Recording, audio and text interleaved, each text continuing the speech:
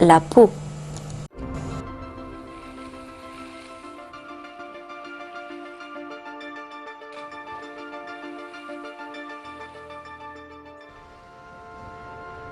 Les êtres humains tentent de construire des navires résistants à toutes sortes de contraintes, la plus importante étant la résistance de l'eau.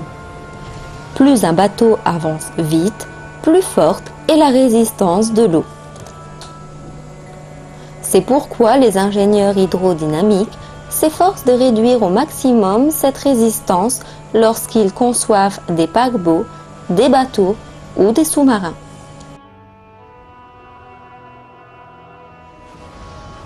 D'ailleurs, la puissance des moteurs des navires est consacrée en grande partie à surmonter la force de cette résistance.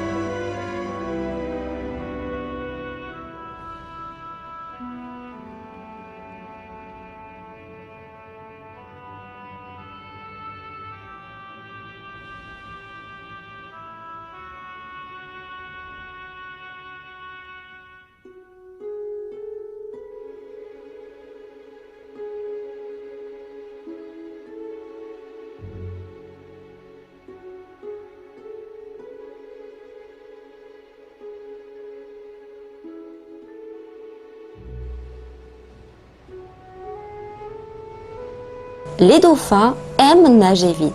Bien sûr, pour un navire, une telle vitesse irait de pair avec une grande résistance. En revanche, les dauphins ne connaissent pas ce problème, car Dieu, celui qui les a créés à partir de rien, les a dotés du système dont ils ont besoin.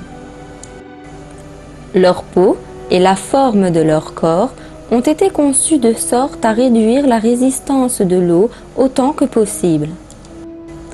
Intéressons-nous maintenant à cette merveille. Dès qu'il se met à nager rapidement, une fine couche d'eau se forme le long de la peau du dauphin. Ce film d'eau s'appelle l'écoulement laminaire. L'élasticité de la peau est sollicitée lorsqu'une turbulence se produit. La peau doit alors se déformer dans un mouvement onduleux et dans le sens opposé de la turbulence afin d'en annuler la résistance.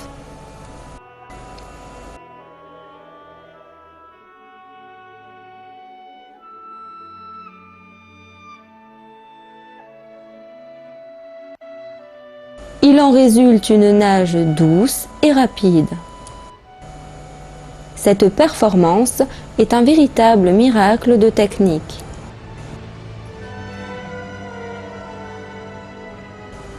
Des ingénieurs sous-marins allemands avaient remarqué cette spécificité de la peau des dauphins. Aussi, après 4 ans de recherche, ont-ils réussi à fabriquer un revêtement de sous-marins avec les mêmes performances.